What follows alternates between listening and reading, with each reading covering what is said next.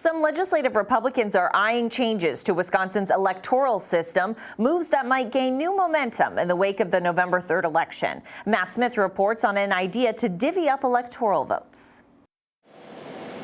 In battleground Wisconsin, a high-stakes winner-take-all. 4 more years!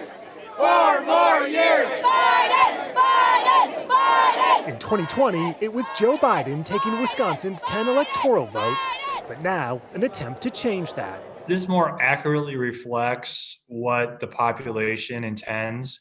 State Senator Dale Koyenga is one of the bill's co-sponsors. The approach is called the Congressional District Method.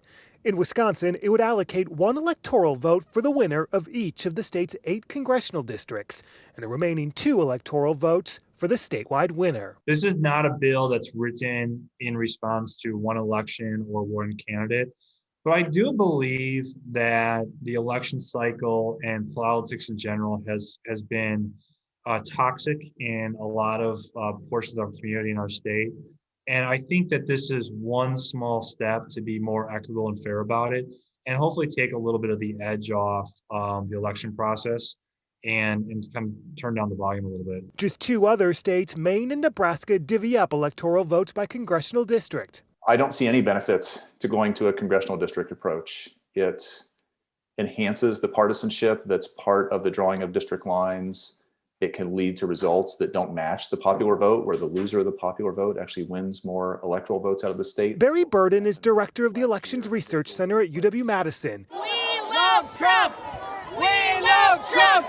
He points out under the proposed system, Donald Trump would have won 6 of Wisconsin's 10 electoral votes, despite losing the popular vote. In addition to Wisconsin, there are at least 2 other swing states where legislators have introduced bills that would go to this district-based system. In Nebraska, there's actually a bill that would go the other way to try to do away with the district-based system.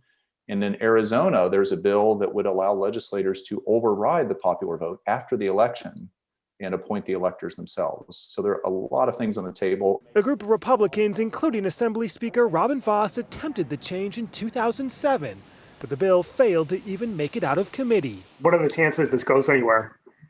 You know, I think it actually has a pretty good chance. I brought it up today with some Senate colleagues, and the way you bring this up sometimes is just keep an open mind and let's talk about it later. And they all agree to keep an open mind.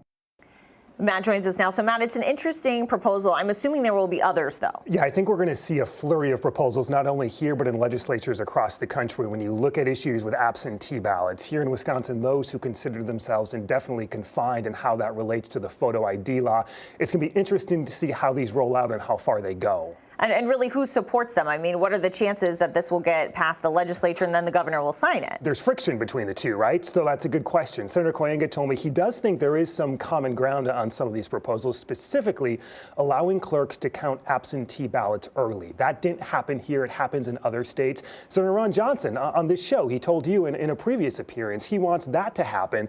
So there is some bipartisan agreement. So I think we'll see some movement in that area in the weeks and months ahead. Okay, we'll stay on top of it. Yep. Thank you. Next, a new use for the currently idle NFL stadiums.